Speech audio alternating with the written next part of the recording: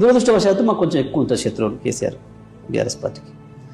ఎందుకు ఉంటారు అని అంటే ఆయన ఒక లక్ష్యాన్ని సాధించిండు, ఒకటి అనుకోని ఆంధ్రప్రదేశ్ నుంచి తెలంగాణ వేరు చేయాలి అని అనుకొని కొట్లాడి తెచ్చిండు, వేరు చేసిండు.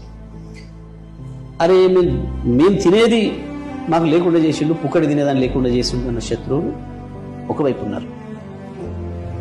ఇంకొక వైపు ఇది తెచ్చిండు రాష్ట్రం ఎట్లయితే ఏంది, మనం గుంజుకొని తిందాం, అన్ని ప్రజలకు పంచి పెడుతున్నాడు ఈయన, మనం గుంజుకొని తిందామన్న శత్రువులు కొంతమంది ఉన్నారు.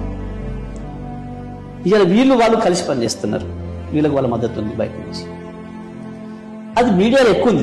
మన దృష్టం ఏంటంటే తెలంగాణలో హైదరాబాద్లో ఉన్న మీడియా సంస్థలు కూడా ఎక్కువ మంది వాళ్ళే ఉన్నారు. ఎవరు? కేసీఆర్ శత్రువులు. ఈ కేసీఆర్ మాయమైపోతే బాగుండని కోరుకుంటున్న వాళ్ళు ఎక్కువ అందులో ఉన్నారు. సో దానివల్ల ఈ ప్రచారాలు ఎక్కువ జరుగుతాయి. కానీ వీళ్ళు ఎన్ని శాపనార్థాలు పెడితే కేసీఆర్ ఇంకా అంతకంటే ఎక్కువ బలంగా తయారవుతుంది.